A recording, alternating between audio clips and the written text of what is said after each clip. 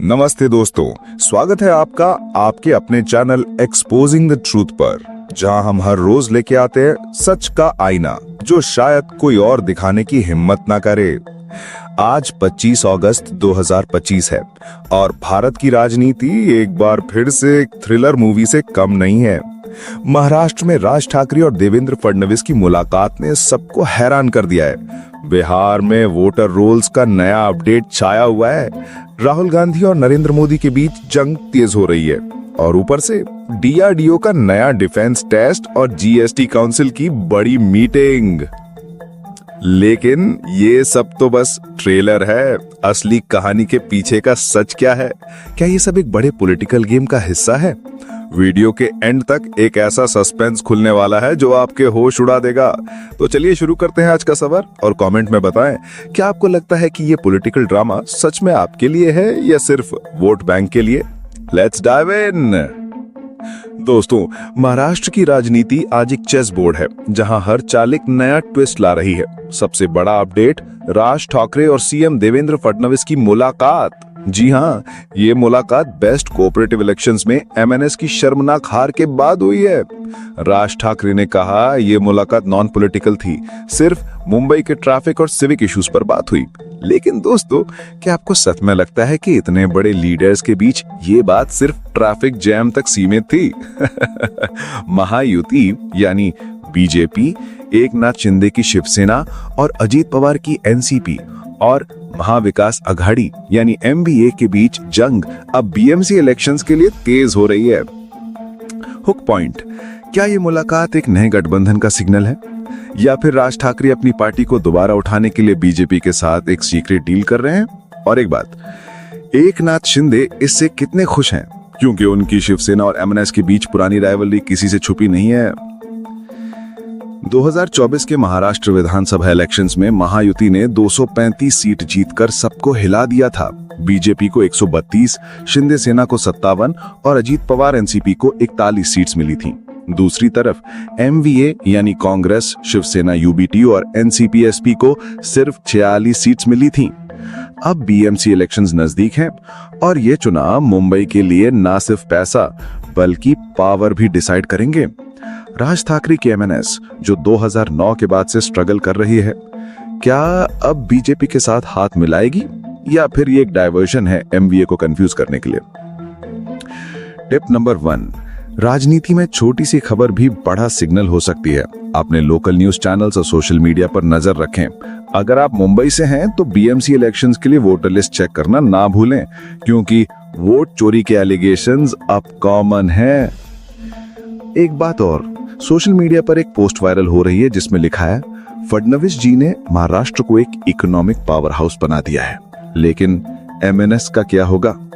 क्या यह मुलाकात एमएनएस के लिए एक लाइफलाइन है या फिर बीजेपी का एक मास्टर स्ट्रोक? ये राज तो अभी खुला नहीं, लेकिन एंड तक एक हिंट जरूर मिलेगा। अब चलिए बिहार की तरफ, जहां इलेक्शन कमीशन ने ड्राफ्ट इलेक्टोरल रोल रिवीजन का एक बड़ा अपडेट दिया है।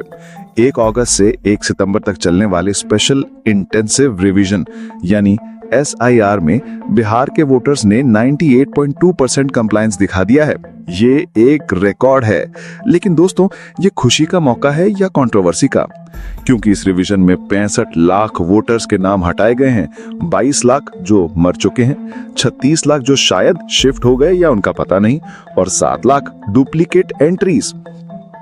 राहुल गांधी ने इसे वोट चोरी का संस्थागत तरीका कहा है और कांग्रेस ने वोटर अधिकार यात्रा शुरू की है।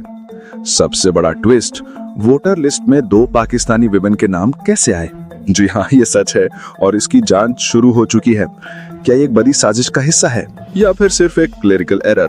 और क्या बिहार के 2025 इलेक्शंस में ये voter roll revision game changer बनेगा? इलेक्शन कमीशन का कहना है कि पॉलिटिकल पार्टीज ने इस रिवीजन के खिलाफ सिर्फ 10 क्लेम्स फाइल किए, वो भी सीपीआई एमएल ने। लेकिन सुप्रीम कोर्ट ने ईसी और पार्टीज दोनों को फिटारा, कहा कि इतने बड़े स्केल पर वोटर डिलीशन के बावजूद कोई सीरियस ऑपोजिशन क्यों नहीं? सोशल मीडिया पर एक पोस्ट में लिखा गया, बिहार का वोटर रोल रिवीजन एक टाइट रूप है, डेमोक्रेसी के लिए या उसके खिलाफ। टिप नंबर 2, अपना वोटर आईडी चेक करना ना भूले। इलेक्शन कमीशन की वेबसाइट पर जाएं, अपना नाम वेरीफाई करें और अगर कोई इशू है तो 1 सितंबर से पहले क्लेम फाइल करें। वोटरशिप ही आपकी असली ताकत है, इसे मिस ना करें। लेकिन एक सवाल, क्या ये हाई कंप्लायंस वोटर की जोश को दिखाता है या इसके पीछे कोई बड़ा खेल है? क्या बिहार के सोशल मीडिया पर एक पोस्ट में लिखा गया, बिहार का वोटर रोल रिवीजन एक टाइट रूप है, डेमोक्रेसी के लिए या उसके खिलाफ। टिप नंबर 2, अपना वोटर आईडी चेक करना ना भूले। इलेक्शन कमीशन की वेबसाइट पर जाएं, अपना नाम वेरीफाई करें और अगर कोई इशू है तो 1 सितंबर से पहले क्लेम फाइल करें। वोटरशिप ही आपकी असली ताकत है, इसे मिस ना करें। लेकिन एक सवाल, क्या ये हाई कंप्लायंस वोटर की जोश को दिखाता है या इसके पीछे कोई बड़ा खेल है? क्या बिहार के चुनाव में कोई फॉरेन इंटरफेरेंस का एंगल है? ये सस्पेंस हम आपको एंड में खोलेंगे। अब बात नेशनल पॉलिटिक्स की, जहां राहुल गांधी और नरेंद्र मोदी के बीच एक वर्बल वॉर चल रही है। राहुल ने रिसेंटली मोदी गवर्नमेंट पर कॉन्स्टिट्यूशन के साथ खिलवाड़ का आरोप लगाया। कहा वोटर रोल रिविजन जैसी चीजें डेमोक्रेसी को खत्म कर रही हैं। दूसरी तरफ अमित शाह ने पलटवार किया, पूछा जब मनमोहन सिंह के टाइम में ऑर्डिनेंस आया था तो राहुल ने उसे क्यों फाड़ दिया? और अनुराग ठाकुर ने तो कहा कि राहुल को बिहार हार का डर सता रहा है। लेकिन दोस्तों, ये वॉर ऑफ वर्ड्स तो बस शुरुआत है। हुक पॉइंट, राहुल गांधी की वोटर अधिकार यात्रा में एक शख्स ने उनकी सिक्योरिटी तोड़कर उन्हें किस कर दिया। ये क्लिप सोशल मीडिया पर वायरल है। एक एक्स पोस्ट में लिखा, राहुल भाई बाइक चला सकते हैं, टी शर्ट पहन सकते हैं, लेकिन वोट क्यों नहीं जीत पाते? दूसरी तरफ मोदी ने एक नए बिल का जिक्र किया जिसमें जेल में बंद मिनिस्टर्स को सैक करने का प्रोविजन है। क्या ये बिल 2025 इलेक्शंस के लिए बीजेपी का ट्रम्प कार्ड है? सोशल मीडिया पर हेट मोदी और मोदी फॉर भारत के हैशटैग्स ट्रेंड उभर रहे हैं। एक पोस्ट में लिखा, राहुल गांधी देश को बर्बाद करना चाहते हैं, जबकि दूसरे ने कहा मोदी का प्रोपेगेंडा हर बार काम करता है। ये पोलराइजेशन भारत की राजनीति का नया चेहरा है। लेकिन असली सवाल, क्या ये दोनों पार्टी सच में आपके इश्यूज के लिए लड़ रही हैं या ये सिर्फ वोट्स के लिए ड्रामा है? टिप नंबर 3, पॉलिटिकल स्पीचेस में बड़े वादे होते हैं, लेकिन उनकी असलियत जानने के लिए उनके पास्ट रिकॉर्ड्स चेक करें। फैक्ट चेकिंग वेबसाइट्स जैसे अल्ट न्यूज या बूम लाइव का इस्तेमाल करें, क्योंकि प्रोपेगेंडा हर तरफ फैला हुआ है। अब एक बात जो हर भारतीय का सीना गर्व से भर देगी, डीआरडीओ ने 23 अगस्त को integrated air defence weapon system का पहला फ्लाइट टेस्ट किया और ये एक बड़ी सफलता है। ये सिस्टम हाई स्पीड ड्रोन्स और यूएवीज को टारगेट कर सकता है और उड़ीसा के कोस्ट पर इसका टेस्ट हुआ था। चाइनीज एक्सपर्ट ने इसे गेम चेंजर भी कहा है। ये आत्मनिर्भर भारत का एक और सबूत है और पीएम मोदी के विजन का हिस्सा है। लेकिन ये डिफेंस एडवांसमेंट पॉलिटिकल गेम का हिस्सा क्यों है?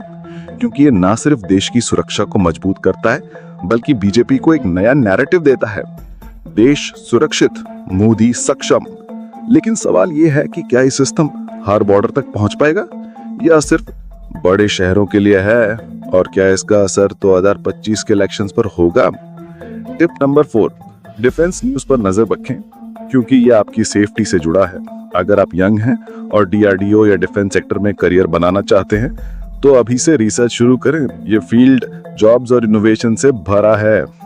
एक एक्सपोज में लिखा गया, मोदी जी के लीडरशिप में डीआरडीओ में चाइना को भी पीछे छोड़ दिया। लेकिन दूसरी तरफ एक यूजर ने पूछा, ये सिस्टम कितना इफेक्टिव है जब बॉर्डर पर टेंशन बढ़ रही है? ये सवाल हम सबके मन में है कि क्या ये डिफेंस अपग्रेड्स सच में देश को सुरक्षित करेंगे या एक पॉलिटिकल स्टंट है? अब बात करते हैं इकोनॉमी की। जीएसटी काउंसिल की 56 मीटिंग 3 से 4 सितंबर को नई दिल्ली में होने वाली है और इसका एजेंडा है 2 rate GST structure, tax reforms और रेट चेंजेस। दोस्तों, ये मीटिंग आपके जेब पर सीधा असर डालेगी। आपका फोन, कपड़े, खाना सब कुछ जीएसटी के दायरे में आता है। लेकिन क्या ये मीटिंग कॉमन मैन के लिए फायदेमंद होगी या फिर बिजनेसेस के लिए? सोशल मीडिया पर एक पोस्ट में कहा गया, जीएसटी रेट्स कम होने चाहिए, वरना मिडिल क्लास का क्या होगा। लेकिन दूसरे यूजर्स का कहना है कि गवर्नमेंट को रेवेन्यू चाहिए, इसलिए रेट्स बढ़ सकते हैं। क्या ये मीटिंग एक नया टैक्स बर्डन लाएगी या रिलीफ देगी? टिप नंबर 5, जीएसटी रेट्स और अपडेट्स के लिए ऑफिशियल वेबसाइट gst.gov.in चेक करें। और अगर आप बिजनेस ओनर हैं तो मीटिंग के डिसीजंस पर नजर रखें, यह आपके प्रॉफिट मार्जिन्स को अफेक्ट कर सकता है। लेकिन एक बड़ा सवाल, क्या ये मीटिंग सिर्फ एक फॉर्मेलिटी है या इसमें कोई बड़ा पॉलिटिकल एजेंडा छुपा है? क्या गवर्नमेंट इससे 2025 इलेक्शंस के लिए एक नया नैरेटिव बनाएगी? ये राज अब अगले वीडियो में खोलेंगे, लेकिन आज के लिए आप क्या सोचते हैं कमेंट में बताएं। दोस्तों, आज का पॉलिटिकल राउंडअप एक ब्लॉकबस्टर मूवी से कम नहीं था। महाराष्ट्र में राज ठाकरे और फडणवीस की मुलाकात का सस्पेंस, बिहार के वोटर रोल रिविजन का कंट्रोवर्सी, राहुल गांधी और नरेंद्र मोदी की जंग, डीआरडीओ का डिफेंस माइलस्टोन और जीएसटी काउंसिल की बड़ी मीटिंग, ये सब एक बड़े पॉलिटिकल चक्रव्यूह का हिस्सा है। लेकिन असली सवाल यह है कि क्या ये सब आप तक पूरा सच पहुंचा रहा है, या फिर ये एक बड़ा खेल है जिसमें हम सब पॉन हैं? अब आपकी बारी है, कमेंट सेक्शन में बताएं, क्या महाराष्ट्र में एमएनएस और बीजेपी के बीच अलायंस होने वाला है? क्या बिहार के वोटर रोल डिवीजन में कोई साजिश है? और सबसे बड़ा सवाल, क्या राहुल गांधी या मोदी गवर्नमेंट सच में आपके लिए काम कर रही है? वीडियो को लाइक करें और बेल आइकन दबाएं ताकि आपको हर पॉलिटिकल अपडेट सबसे पहले मिले।